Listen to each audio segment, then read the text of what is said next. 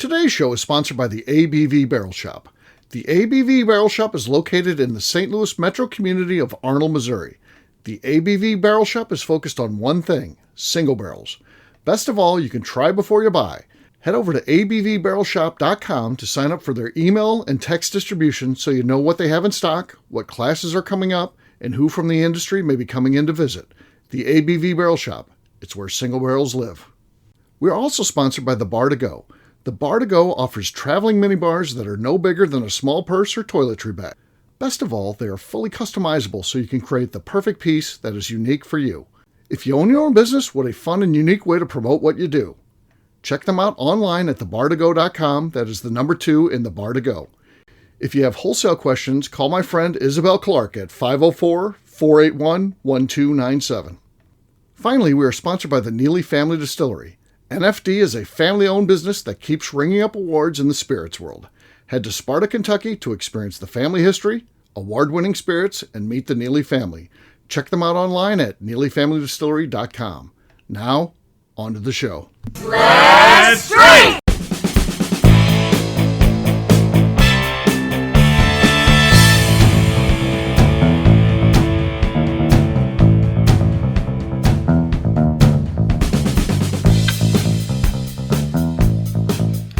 Welcome to the Bourbon Daily, the podcast about everything bourbon delivered to you every day of the week. Today on the show, we discuss the Kentucky Bourbon Hall of Fame on Hall of Fame Induction Day.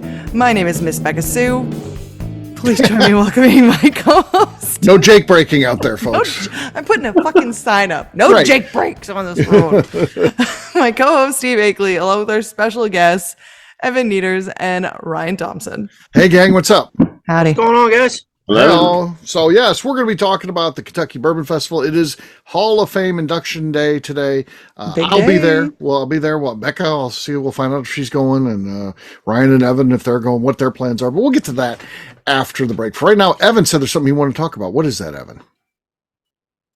Yeah, so I got a question. So my little brother is turning 15, and so he just got his first car. I was curious. What was everybody's first car, and how much did you pay for it, if you remember how much you paid for it? Okay. All right. My first car was a 1966 Ford Mustang. I paid $0 for it. My parents gave it to me and surprised me at a restaurant. A car was parked outside there, and I looked at it, and I was like, brand new? No, it's 1966. Oh, 1966. I wasn't 16 in 1966, believe it or not. I am old, but not that old. Yes, I didn't hear the age or the year of it when you started talking about it. So it was 1966. This would have been whenever I turned 16. I don't even know what year that was. Nice. 1984, maybe, I don't know, approximately. Yeah. So I go into the restaurant. I was like, that's a good looking car. That's the kind of car I'd like to have. So, but then we go and we eat lunch and all that. And we come out, and my dad had the Mustang keys on a ZZ Top keychain because I was a huge ZZ Top fan at that time. And of course, if you remember the old videos, the car had that ZZ Top keychain. They gave, when they would turn over the car to the guy, he got on the Z. So that's what I got for my 16th birthday. Wow. Not too shabby. Wow. Not too shabby. That's good. Wow. I wish I still had that car. I bet. Yeah. What color was it? Blue. It was blue. Yes. So it was fantastic. Love that car.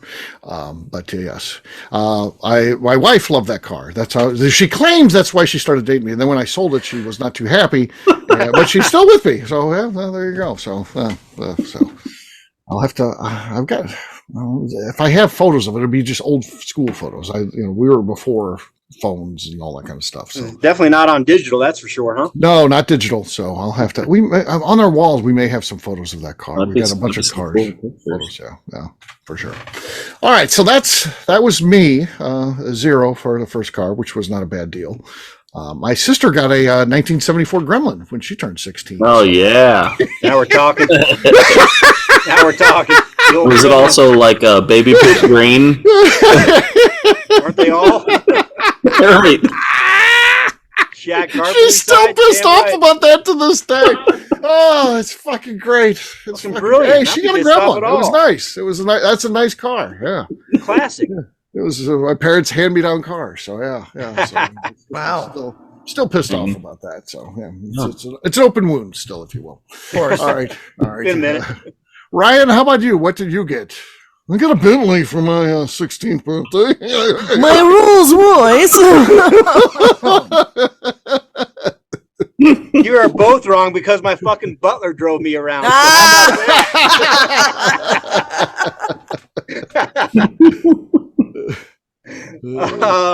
well, I am fortunate enough to say that I'm in Akeley's boat. My parents bought me my first truck, and I've driven trucks ever since. And it was a Nissan SEV6 1990. Well, I turned 16 in 92. This thing was probably 1988 or whatever. I don't know. A couple years old for sure. But yeah, and I think my parents paid $5,000 for it or something. But I was really fortunate to drive that thing around for a little bit. There you go. Wow. Not bad. Yeah. No butlers in the picture. Yeah. Well, Compared to what I drove, it sounds like it. Okay. All right, Becca, what was your first car and what did you pay for it, if you paid for it? My first car, my parents did pay for it. They paid a whopping $150 Nice. for my first car. That's about what I would spend for Becca for a first It car. was too. I'm a fantastic driver, so I don't know what you're talking about. I don't know. Crazy. I'm a fantastic driver. Anybody that openly brags about their driving abilities. No, are I am not actually a fantastic. good driver because everyone else is like, I'm actually a good driver. I don't have any accidents. Just some DUIs, but that's to be expected. That's to be expected. It's not an accident. Yes, perfect. Perfect. But it was a 1989 Buick Skyhawk. Now, everyone the says, Skyhawk, not the they go, Skylark. They go, oh, no, it's a Skylark. And I'd go, no, it's a Skyhawk. And they're like, that didn't exist. And I'm like, yes, it did. It was the sporty edition of the Skylark. Wow. The two-door version of the Skylark was a Skyhawk. The only reason I knew it was a Skyhawk was because there was one emblem left on the inside. The outside, don't really know what the color of it was because it was so rusted out and the paint was some weird color where sometimes Evan Neaters could have fixed that for you. Yeah, If you would have known him back in those days. it was just rusted. He could have brought it back to life.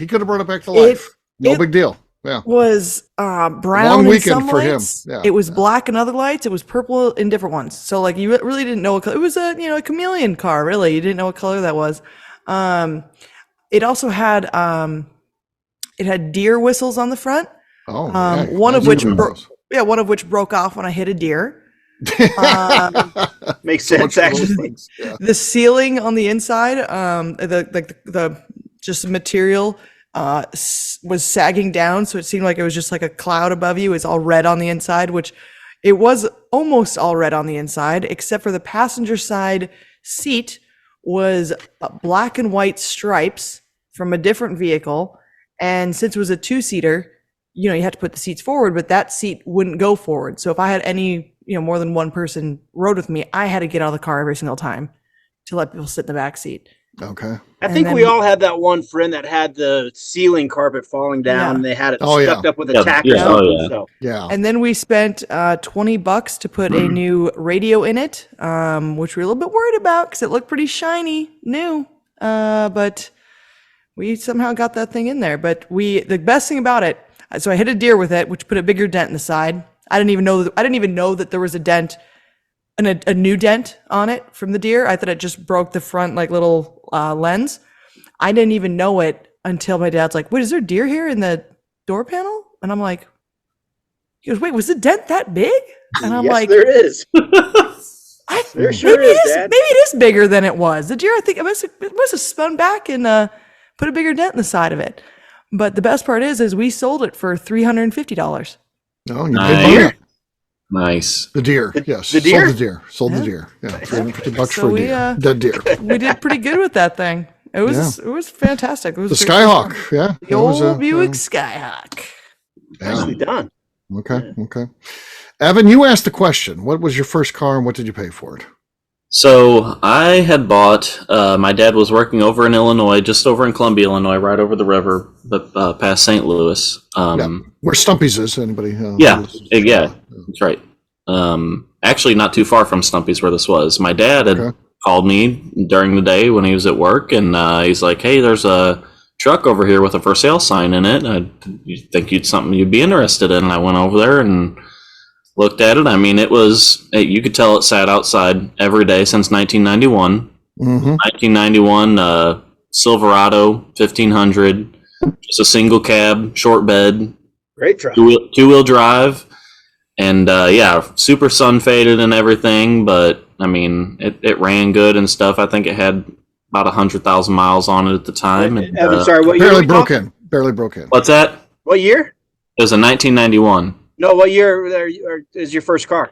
Oh, Well, he was born in 97, so about 2013-ish. I guess whatever. Yeah, about 10 years ago. So, yeah. Okay.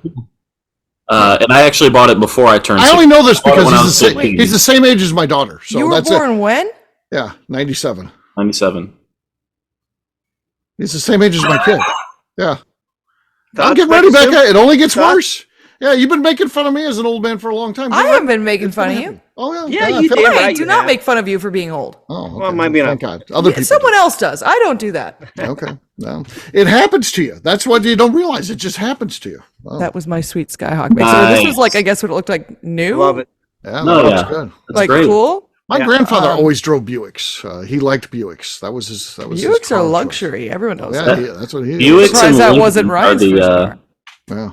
They seem like to be the older folk cars. So, what did you end up paying for this truck? So I only paid $950. $950 Nice. bucks. Yeah. Was that their asking price, or did you work them down a little bit? I think Kinda he give it was a at like once-over. I think he was at like 1,200. I Oh, talked him you did down. pretty good. You did pretty good. Nice. And then on top of that, I ended up selling it. I did put some work into it. I put probably about $1,000 into it, but I sold it for $2,500. Oh, okay. So Sit back a little bit. the Evan. win. still made a little bit of money. Yeah, you could sit back. Yeah. Sit back a little bit. You're so loud. You're just so loud. It's so loud. It's such a good. It's a fucking great mic. Now we It's, can't even hear. I was like, Does it have a "No, gain no, on it? Well, can you turn down the gain so it's not so loud when you're Is there, talking? it says, how do can I turn it down now? is there things on your microphone at all? Are there any buttons or? What kind of mic is this? Is it, what do you got there? Oh, he's got the Blue Snowball. Blue Snowball. I don't think there are settings on there. I think there's, It's just that's what I think old Bronner had. You just have to like set it kind of far away from you because it's Yeah. a good mic. It picks up everything. yeah. Okay, so I gave. how was this? It's good. I gave Bronner that mic. Yeah, yeah. Yeah. Because I used to always stay at his place, and he was like, "I don't have a mic." I was like, "You can have this one, man." My parents were very much. They would not spend over $500 on one of the kids' first cars. That makes Because sense. they like that wanted rule. us to be able to not worry if we ran into things. They wanted to make sure that we could actually learn how to drive without, I don't want to say without penalty, but like if we ran in, I backed into a pole once because I just wasn't looking, and I was 15 when I got my car. Inexperienced. Just driver. saying a couple minutes Yeah. ago how good of a driver you are. I wasn't when I was 15. And never been in Say, that. I got my license when I was Yeah. 14 Thank and you. a Yeah, half. she also had said she never been in an You accident. say, I also That would count. I also I backed into a thing and nothing happened to it because it was a Buick. There wasn't even a Steel bumper. some of the dust was smudged a little bit, but I was The also I got my the license. receiving end was softer than the Buick. That's all. Yeah. Okay. So, the pole was fine, but I was 14 and a half when I got my license, Ryan. Yeah, So, I think that 14 and a half. Yeah. They get them going early there, and why not? Why not? Yeah. North Dakota, because of all the farms, For the farmer's as- license. Yeah, as long as you can get, or as long as you take your driver's ed, you can get your license when you're 14 and a half. Mm-hmm. And so I've there's heard kids of out there 14. Now when I look at 14 and a half year olds, I'm like, Oh my God. I drove when I was 14 and a half? That doesn't Right. even make any sense. Kids That's these days. insane that I Yeah. could drive at 14 and a half. I mean, Yeah. so hence I hit a pole. Hit a pole. It happens. And you've become a better driver ever since. I have, yeah. Oh, she learned a lesson. You're not, Look you're not behind going to her. run into any poles on a farm, so it's Right. irrelevant. Yeah. No, you're not gonna see those on a farm. Yeah. We don't have a farm, by the way. You can just get that license regardless of a farm. Oh, No farm. requirement. No. Okay. No farm requirement. Just you just gotta do it. There you go. It's in case you buy a farm. They don't want to have to bog you down with licensing after the fact. So Exactly. Yeah. Yeah. Be ready in case. All right. On that note, it is time to drink. What is everyone drinking? Let's start this time with Beka. Beka, what do you got there? I'm gonna do some MB Rollin'. I don't think this has ever been. Maybe it's been opened once. Really? It's their corn whiskey. Oh, corn whiskey. Okay. Yeah. Okay, that's very good. Ooh. That's very good. I think that's probably going to be enough. We'll see. Money. I've got to. I don't even remember buying this bottle. I have no idea how I got this. It's a Mitchter's rye single barrel. Mitchter's. Yeah. Mitchter's. Let's see what we got for the Mitchter's. Is it open? No. I feel like I took the lead. I don't know. Oh, maybe it would squeak. All right. Becca's still got the lead. All right, fair enough. All right, Ryan, what do you got? I'm excited about this one. Did a little bottle trade with my friends from the old Warriors and Whiskey Club. Okay. And they just came out with their own brand called Brass and Anchor? Yep. So we did an event with them down in Denver a couple weeks ago, and was lucky enough to get bottle 261 from batch 1. Okay. And they provide a good whiskey club, passionate whiskey drinkers for a bunch of vets that are out there. So it's a good deal what they have going on. So getting together and hanging out. Let's see how it goes. Silence. Literal Let's silence. see how it goes. Not that Let's see how it well. goes. Well, it didn't go well. 1, I'm terrible. 2, I'm outside. Both those things are working Oh, against me. yeah, I can tell. That's why we can't hear you at all. Right. Is that why I've been on mute this whole time? We can hear you. Yeah. Oh, we could not hear Corpot. Unfortunately. No cork pop. All right. Unfortunately. Evan, you're last but not least. Becca's got the lead. What do you got? All right. Well, again, I'm kind of going with the theme since there was 2 inductees with Jefferson's. I have a Jefferson's Ocean Weeded Mash Bill Voyage 29.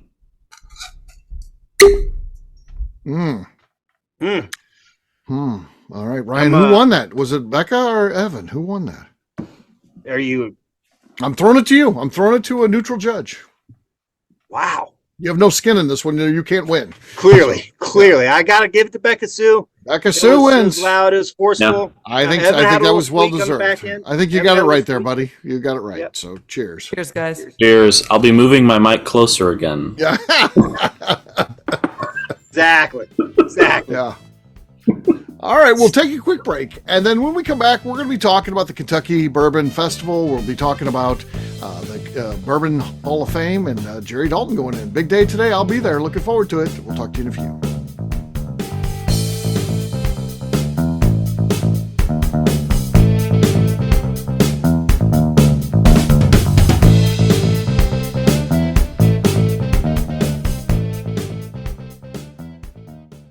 Okay, let's talk about the people that make these shows happen. First up is the Stave and Thief Society. Via their in-person class at Moonshine University in Louisville, Kentucky, the Stave and Thief Society is the place where you, a bourbon enthusiast, can expand your knowledge and emerge an executive bourbon steward. In 2017, I completed my executive bourbon steward certification. It's the most comprehensive bourbon certification available and connects you with an expansive network of bourbon enthusiasts and professionals. Check out the full listing of in-person and online certifications and join the society today by enrolling at staveandthief.com. We're also sponsored by the ABV Barrel Shop. The ABV Barrel Shop focuses exclusively on barrel picks. It's the job of owners Steve Akeley and Jim Fosnot to seek out distilleries that are making the best whiskey in the world, taste through their barrels, and select the ones that are off-profile in the best way possible. They have high standards and refuse to allow anything into their store other than something they would be proud to have their name on. This leads to some really awkward conversations with distilleries that can't make it, but they do it for you, their customers. Learn more about what is going on at their St. Louis-based store by heading over to abvbarrelshop.com. Last but not least, we are sponsored by Neely Family Distillery.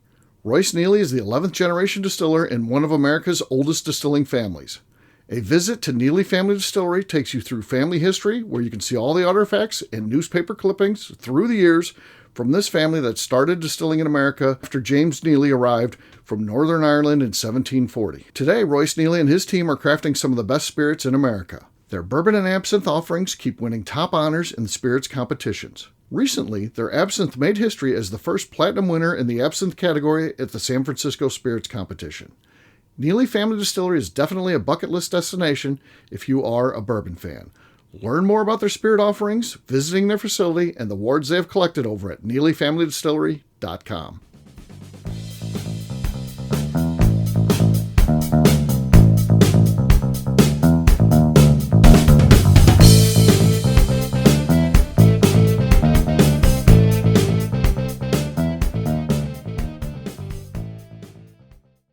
As Beka said, everybody's bringing trash. I'm stepping up my game with a brand new single barrel from Neely Family Distillery. This is the Autumn Vanilla single barrel. Nice. I've already preemptively taken the plastic off, not wasting anybody's time, Beka. And then let's see if this cork pop goes.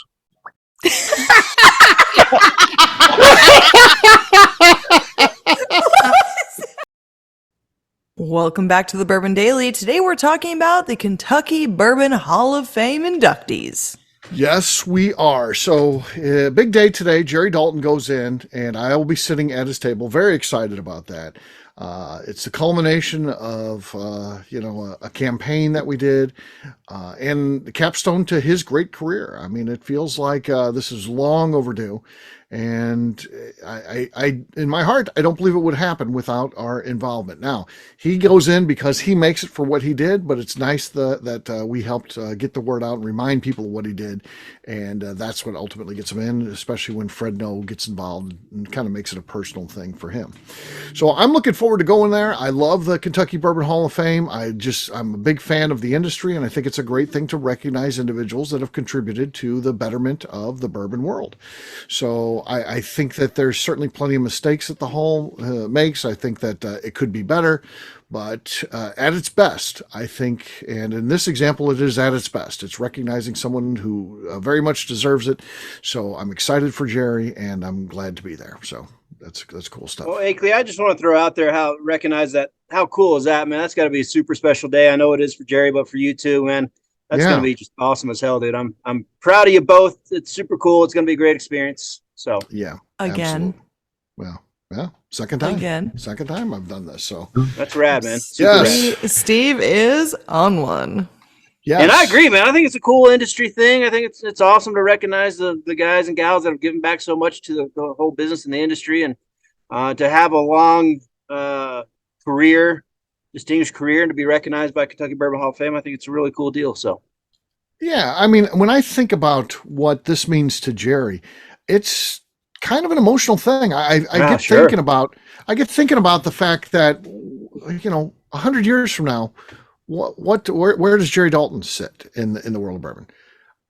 He's largely forgotten right now, not even 20 years after his career ended. Imagine 100 years from now. Well, at this point, once you go into the Kentucky Bourbon Hall of Fame, as long as bourbon has any sort of presence at all, as long as it is an industry, people will know that he was involved in it. They'll look back at who these people are, and I think it keeps them relevant, because you look at the company they'd work for. He wasn't even on the website or anything like that. And there wasn't a lot of social media stuff about him or any sort of articles online. I mean, so I think this is a big deal. I think it's cool. Absolutely, it is. Yeah. On a personal note, I swore I'd never wear a suit again unless my daughter wanted me to wear one if she ever got married. That's the only time that's the only wiggle room I gave myself. I don't even know if she'll ever get married. I don't know if she would want me to wear a suit. I don't know that. But that would be the only wiggle room I gave myself. So I was like, I can't wear a suit for this. But I wanted to, you're supposed to dress nice. So luckily Tommy Bahama comes to the rescue. They had sport coats. And they had a big sale going, so I got a nice deal on a sport coat. Perfect. And, Would expect nothing less. Wear my blue jeans and a sport coat, and I feel that's dressed up enough. Yeah, I'm proud you are not wearing a suit. Not wearing a suit. I did wear a suit when Freddie went in, but that was the last time I wore a suit, actually. So that's that. I'll end my suit wearing career when Freddie Johnson. Well, two things I like the least, period, in life and business are two things I've done more and more of after starting a distillery, which is wear suits and public speak. Yeah, there you go. I don't care for either one of those. Yeah, and look at you now. Yeah, do it now a bunch. Yeah. So, yeah, I think it's a good compromise on my part. I'll wear the sports coat, and I'll be not only a sport coat, a Tommy Bahama sport coat. Exactly. Yeah. It looks like just a normal sport coat. It's not any sort of people think, well, it's a printed pattern. No, but if you take it off inside the jacket, the lining, of course, has a Hawaiian pattern and stuff like that. As long as I'm wearing the coat, no one will even know. No one will know. Now, if someone's like, let's see your lining, and I could do that as you walk. It is a red carpet when you go in. It's a red carpet, and wow. People are there asking questions. And this is at noon? Paparazzi. Yes. Yeah. So yeah, I'll be strolling the red carpet going in, and so there could be, the paparazzi could be like, show us your lining. What are you wearing this year, Mr. Akeley? Maybe there's the best dressed of the Kentucky Bourbon Festival. I don't know, and I'll pop that thing open. It'll be like Tommy Bahama. They'll be like, whoa, look at you. It's always a great surprise when you got a nice inner liner. Yeah, exactly. Yeah. And the real question is, will you be sporting a flask inside the inner pocket? Well, of course. It's the Bourbon Festival, right? Yeah, I've been before, and they haven't had any sort of metal detectors or anything. They check you to make sure you have a flask on you. Yeah, you have to have it's reversible. Sir, where's your flask at? Right. We'll reverse at that deal. Yeah. I somewhere have a flask that's about this tall. Uh-huh. So it's like it's like the 10-inch flask. Yeah, right. Yeah. I mean, if you're bringing a fifth in, that's considered a flask at that point. Yeah. Sure. Well, I figured I could carry that like a clutch. It's like a little purse, really. Yeah. It's an accessory at that point. It's a one event. You think you could pull out a flask during the middle of it, take a swig from it, and nobody's going to be like, what the fuck is he doing? Tackle him, get him. You can't do that. They'd be mad that you didn't pass it down. Yeah, exactly. Pass around. What do you have in there? Right. What kind of special goodies is it? What are you drinking tonight? Yeah. What do you got? Yeah. So there's no worries about them not allowing you to go in with that. So I'm pretty pumped up about this. Yeah. So very excited for Jerry, and just happy to be going for sure. So cool stuff. And I want to shoot some footage, and I can do that with my iPhone. Beka set up my iPhone where I can shoot in 4K or whatever the hell it is. That I didn't know how to do it, but Beka set up my phone, so I can shoot some footage that then Bo can put at the end of our movie, and then we have it, and we have it updated to show that he actually made the Kentucky Bourbon Hall of Fame. So I will be working there. If for some reason we're there, I'll shoot footage for you as well. Oh, thank you. Yes, that'll be good. I don't know if we say it's at 11 or it's at noon. Yeah. Eddie lands in Cincinnati at like 7:30. Okay. Yeah. I don't know if you guys are going. I'm sure you could go if you wanted to. First of all, you guys are members of the KDA, so I would assume they can't keep you out if you want to go. I mean. Yeah. Yeah. So it's a cool thing for sure. Absolutely. Yeah. Yeah. How exciting. Do they serve like a dinner at this thing too? Or like a meal? No meal or anything. It's just literally it's kind of a meet and greet. There's some cocktails and stuff like that. When you get there, when you arrive, you're just mingling, and then they're like, everybody, okay, take your seat, and then it starts the proceedings in which they go over who's going in and stuff like that, and then they introduce the people like any sort of Hall of Fame. So I don't know if I'm not supposed to say, so I know who's inducting Jerry, but I won't say because maybe that's supposed to be a surprise. I don't know because I've never seen it in print, so I don't want to spoil anything if I'm not supposed to. Exciting. So yes, yeah, pretty cool stuff. Great. So it'll be very, very good for sure. So there you go. Congratulations to Jerry and everyone who made it in the Kentucky Bourbon Hall of Fame, not only this year but all years. I think it's a great honor, and congratulations on that fine accomplishment. Hey, before we sign off, how many years have they been doing that? They've been doing it not as long as you think. Probably like 2005, I think they started. Okay. And then they missed like 2 years because of COVID or something like that. Right. So so there was a couple years that they missed in there. Other than that, they've done it every year. But yeah. So awesome. There you go. Love it. All right, we'll wrap this one up as we always do by talking about where people can find us. Evan, we're starting with you. Where can people find you?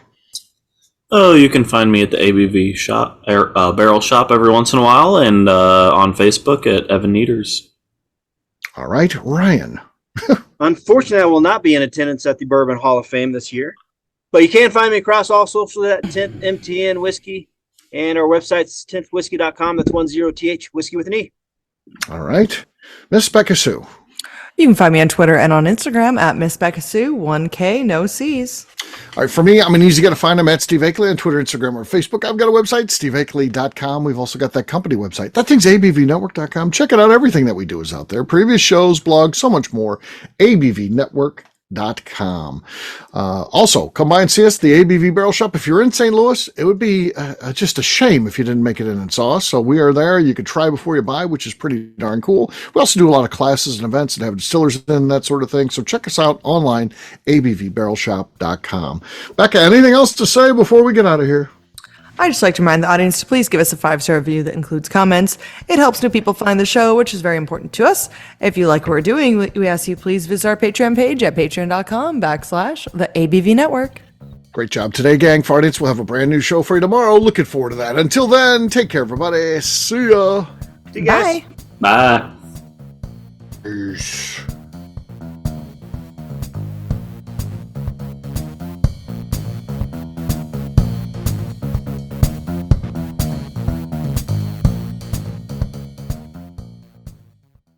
Before we finish the show, let's talk about some of the great companies that support the ABV network. First up is Moonshine Still Pro. Moonshine Still Pro is owned and operated by Russell Creed, who makes stills for the hobby distiller. He offers a one-stop shop for everything the at-home distiller needs. Whether it's a small, experimental stovetop still or something bigger you run outside, he has the still or parts you would have difficulty fabricating yourself if you were trying to build a DIY still project. Additionally, he has resources to assist in creating unique distilled spirits, including heirloom grains, barrels for aging, and recipes. Check out Russell's company online at moonshinestillpro.com. Finally, I have a question for you. Have you ever boxed a bear? Of course not. That'd be silly. Bears really don't follow the rules, so shots in the back of the head, punches to the nuts, and scrums after the bell would be the norm. A better idea would be to enjoy Boxing Bear Whiskey, a brand crafted by Nobleton's Distilling House in Union, Missouri, and sold exclusively at the ABV Barrel Shop in suburban St. Louis. This is a popular offering that sells out quickly, but when you are in town, stop by the ABV Barrel Shop and see if they have it in stock. Better yet, sign up for their email and text distribution over at abvbarrelshop.com, and you'll know exactly when it is in stock. This is Steve Akeley, owner of the ABV Network, signing off. We thank you for listening to our programming and truly appreciate your support. The Bourbon Daily is part of the ABV Network. For more information or to become a sponsor, please visit abvnetwork.com. Thanks for listening and cheers. This has been a Steve Akeley production.